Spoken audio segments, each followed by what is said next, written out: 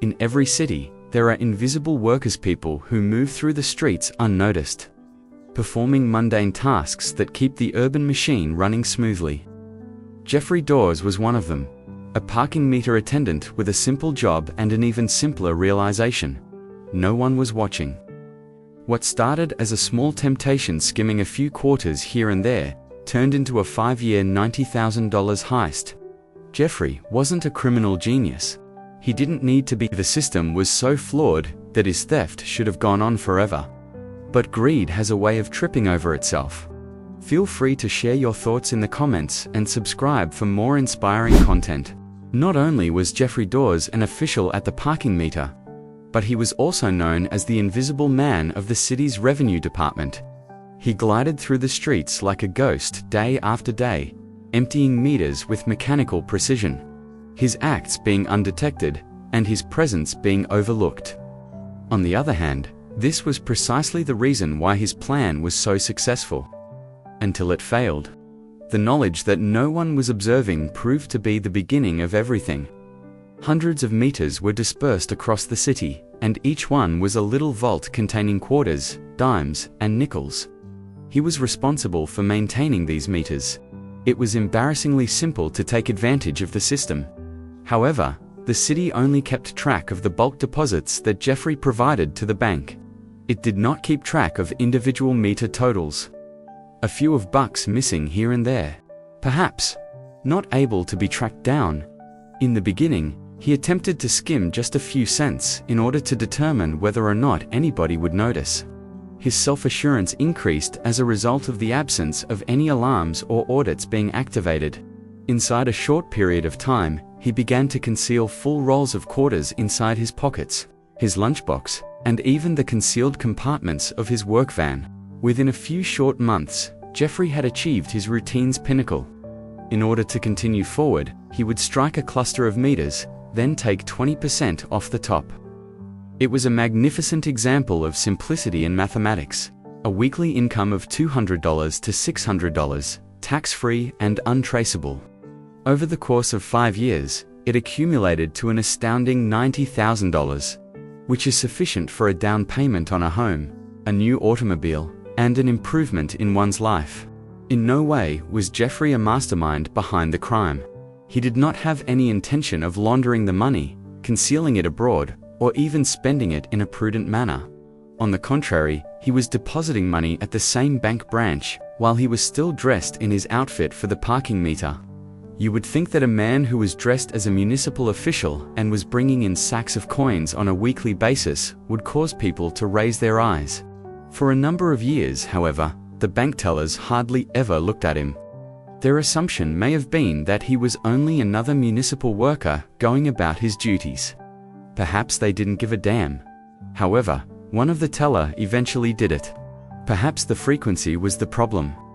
Perhaps the fact that Jeffrey never seemed to deposit anything other than coins was the cause of the problem.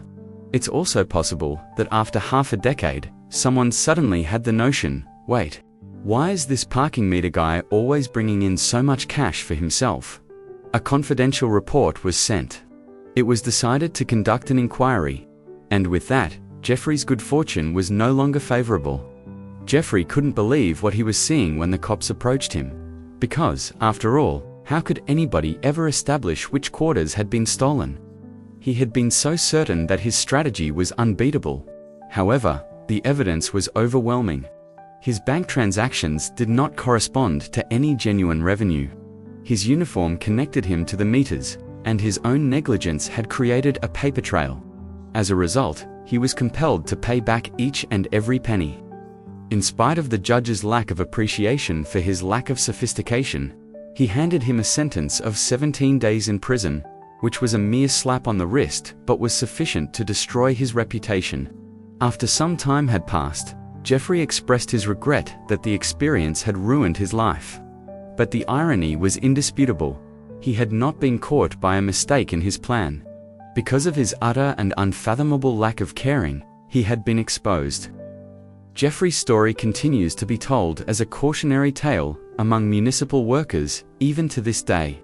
Some people mock at his lack of intelligence. Some people are curious about the number of others who are engaging in the same behavior and getting away with it, mainly due to the fact that the system is nonetheless similarly susceptible to attack. What is the only distinction? Maybe the tellers at the bank are keeping an eye on you now. The arrest of Jeffrey caused shockwaves to go throughout the parking division of the city. In the manner of vultures, auditors pounced upon the meter collectors, analyzing each deposit and conducting interviews with each single worker. Instantaneously, the invisible mechanism that Jeffrey had taken advantage of was being scrutinized, and his old comrades were not pleased with this development. The following new policies were put into effect overnight. There are techniques for double counting. Now it was necessary for 2 personnel to check the hall of each meter, auditing at random. Checks that were not mentioned ensured that nobody became too comfortable. Changes to the uniform are required. When employees were out on personal errands, particularly bank runs, they were not permitted to wear municipal clothing. Unbeknownst to him, Jeffrey had been the driving force for the establishment of parking enforcement. Every time they were forced to sit through yet another tiresome compliance conference, his former co-workers uttered a slur in his name. Not only was the payment of $90,000 in reparation a financial blow, but it was also a gradual bleed. He was able to sell his automobile. It was a dismal flat that he moved into. One of his girlfriends broke up with him, claiming trust issues. There was no response to the job applications. The phrase felony theft was not exactly a resume enhancer. What is the most terrible aspect? He may have been able to get away with it. Should he merely utilized a different financial institution? He removed his uniform and changed into another one. Stopped after a certain amount, like $50,000. Greed, on the other hand, is like a parking meter that only goes in one way.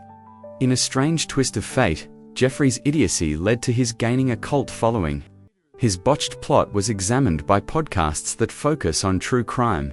There was a lot of discussion on Reddit about whether or not he was a genius who got lazy or the luckiest idiot alive. Images of a dark guy known as the Quarter Bandit putting money into his pockets as law enforcement officers waited in the background were shared on various social media platforms. After then, the last twist occurred. Another 3 parking meter workers were caught for the exact same fraud within a year after Jeffrey's imprisonment. These 3 individuals were apprehended in separate cities. Each had been exposed to Jeffrey's narrative.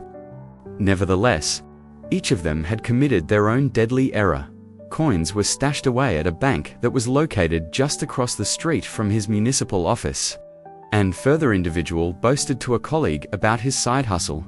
The third one, he arrived in court dressed in his parking outfit. It was impossible for Jeffrey, who was now working at a laundry, not to giggle at his situation. His legacy was not only one of disaster, rather, it was a model for what not to do. After many years had passed, a journalist determined to do an interview with Jeffrey. He shrugged as he stirred a cup of coffee, but was unable to afford to refill it while sitting in a dimly lit cafe. On the contrary, I was not a criminal mastermind. Just a person who observed a bad system and decided to make it even more broken than it really was. He then slipped a single cent across the table while maintaining a sneer on his face. "For your parking meter," he said. "Thank you. Trust me, you don't want to get a ticket."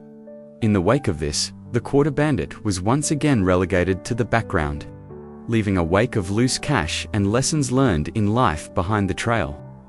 In the years that followed Jeffrey's fall from grace, odd occurrences started taking place among the individuals who were related to his stolen riches. Following a period of half a decade during which they had overlooked Jeffrey's weekly coin contributions, the personnel of the bank suddenly found themselves under examination. After audits uncovered other abnormalities in their drawers, 2 were discreetly terminated from their positions.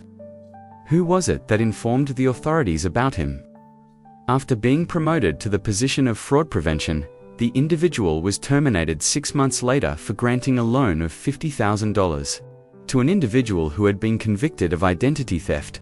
Strange incidents were recorded by workers who took over Jeffrey's previous route, including this: when they moved on to the next round, the meters that they had just emptied would suddenly be filled again. Images captured by surveillance cameras showed hazy persons tinkering with collecting boxes.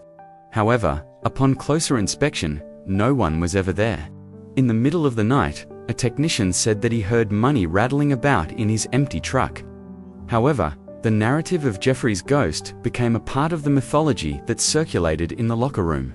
Supervisors disregarded it as stress. During the evenings, Jeffrey is employed in Reno as a changing booth attendant at a casino. Co-workers allege that he still flinches when armored vehicles approach, despite the fact that he maintains that the quarters don't tempt him anymore. After the district attorney's office acknowledged that the storage of such a large number of smeared coins was a logistical headache, the original $90,000 were melted down and recast into commemorative parking tokens. The uniform is stored in a locker designated for evidence, and it is periodically available for use in police sting operations that are directed against meter thieves. All parking meters will be replaced with digital pay stations, according to an announcement made by the city during the previous month. The mayor was questioned by reporters about whether or not this was because of Jeffrey's criminal activity. He said, "Of course not," in a suave manner. Technology marches on. During the process of removing the remaining mechanical meters, however, workers discovered an unexpected discovery. Each and every one of them had precisely one quarter stuck in its mechanism because of some unknown reason. When asked for a remark, Jeffrey just laughed and then hung up the phone. Some people believe that if you go by his former path at midnight, you can still hear the faint clink-clink-clink of pennies dropping.